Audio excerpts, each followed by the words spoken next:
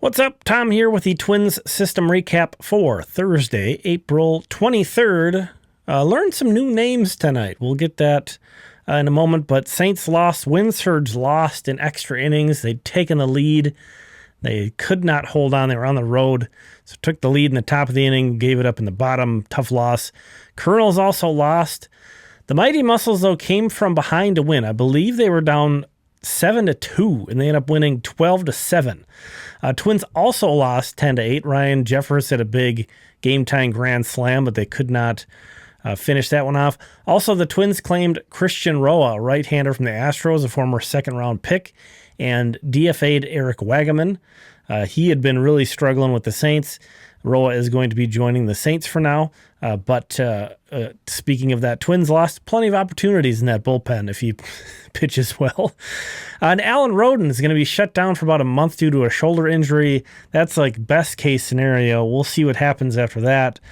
So the star scoreboard leader is bound to get passed up before too much longer, unfortunately. But let's move on to the more fun stuff.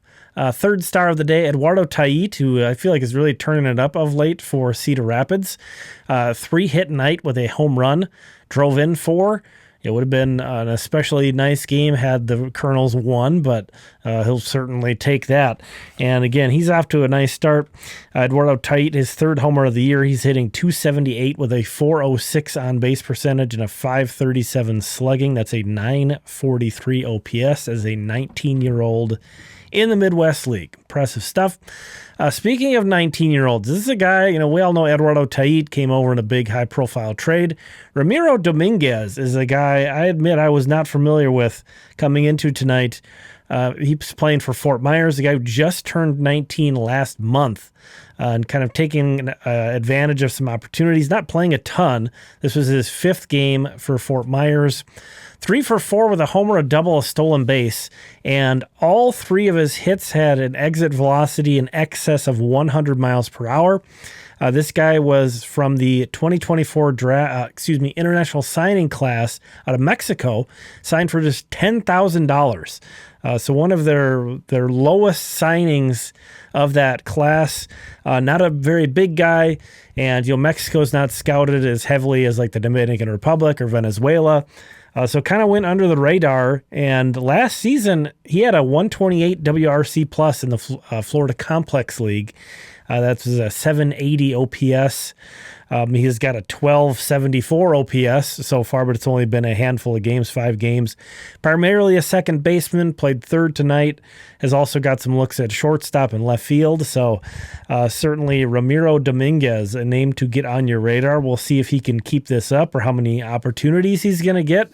Again, such a young guy, but an under the radar name. But yeah, a guy who played really well in the FCL last year. So we'll see if he can keep this up. Certainly a big night tonight and a big win. And then the first star, Jose Salas, a 2-homer game for him. Had the opportunity to play shortstop tonight. I think Ben Ross just had a day off. I'm not 100% sure on that, though. Salas, speaking of guys in high-profile trades, he came over in the Luis Arraez trade, along with Pablo Lopez and Byron Chirrillo. He turns 23 on Sunday, so still only 22 years old. He's been playing some second base, some first base even, and some outfield. Again, got to play shortstop tonight, a 2-homer game. He's off to a nice start, so we'll see where that leads. A guy whose stock has really fallen, kind of on the outside looking in terms of like regular playing time with Wichita, but taking advantage of his opportunities. We'll see how that goes. Honorable mentions, all hitters. There's really no pitching to mention tonight, but a bunch of these guys had good games. I do want to mention also from Fort Myers, Yasser Mercedes. I want to call him out in particular. They talked on the broadcast that he has tweaked his swing / setup / bat path.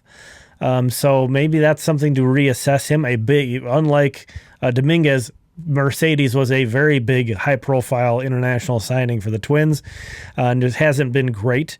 But he's got 3 home runs in 8 games since returning. He started the year on the injured list, 3 homers in 8 games.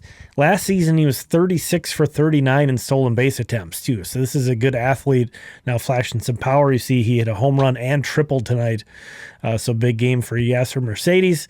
Moving on to the star scoreboard again, man. It's kind of depressing to see Alan Roden and James Ellwanger up there since they're both on the shelf right now and might be for a very long time. But Dameury Pena having a great season so far. You saw him as the honorable mention, one of them, and he moves into the top 10. Also, a honorable mention for Ricardo Olivar, who's red hot. He's among the many, many players tied at 8. You see 8 guys are tied at 8 right now. So he's moving on up.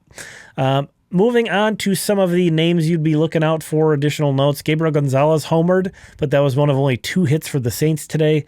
Kalen Culpepper was back in action, though, so that's a big positive. And you see Jenkins gets a walk, but it goes 0 for 3. Rodriguez strikes out twice in an 0 for 4 game. And John Klein was very inefficient and gave up 3 runs in 3 innings. He's just not really...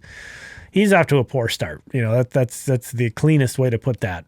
So thanks for checking this one out. I appreciate you. I'm going to have highlights on Limestone Pipeline probably at some point tomorrow, Saturday at the latest. So check that out. Have some Riley Quick ready. I have a few things ready. So maybe we'll take a look at that Yasser Mercedes swing/setup to see if we can identify that. Anyway, we'll see. We'll see how far I get. Thanks for checking this one out. I appreciate you. We'll talk again tomorrow.